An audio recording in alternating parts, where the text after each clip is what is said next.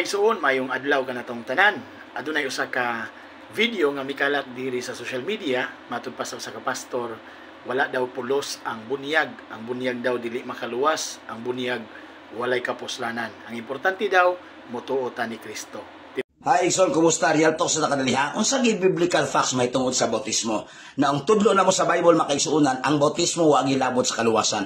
Ang giingon sa Biblia, ang mga taong gibautismuhan katong naluwas na nakadawat na sa kaluwasan. Kaya ang kamatuoran makaigsuonan, unsa may gahom sa tubig nga makahugas sa sala sa tao. In fact, kung imong tanong sa Biblia, nanangutan na nga ang bautismo kuno apil sa kaluwasan.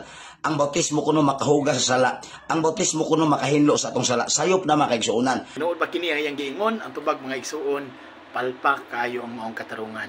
Sumala pa ni sa unang Pedro 3 di si arita sa 20 ngadto sa 21 nag-ingon atong basahon mga igsuon, walo lamang kataw ang naluwas pinaagi sa tubig. Naghulagway kini sa bunyag nga karon nagaluwas kaninyo, dili pinaagi sa paghugas sa buling sa inyong lawas, kundili pinaagi sa pangaliyupo ngadto sa Dios gikan sa usa ka hinlo nga konsensya.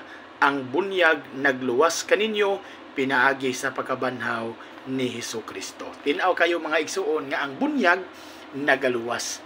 So ang bunyag makaluwas mga igsuon mo gani sa Marcos 16:16 nag-ingon ang motuo magpabunyag maluwas. Sa unang sa Juan 3:3 ngadto sa 5 sa diyang si Nicodemo nangutana, Ginoo unsaon ko man aron nga makasulod ako sa gingharian? Si Kristo miingon, gawas ko ng tao magpakatao pag-usab, dili siya makasulod sa gingharian sa langit. Unsa man ning pagpakatao pag-usab, diya sa 5 mga igsuon mapakatao pinaagi sa tubig ug sa espiritu. Nga walay laing gipasabot niini mao ang bunyag. So tinaw kayo mga igsuon, importante kayong bunyag. Sukwahi sa usa ka wali sa tuwing igsuon nga matud pa niya dili mahinungdanon ang bunyag. God bless mga igsuon, God bless.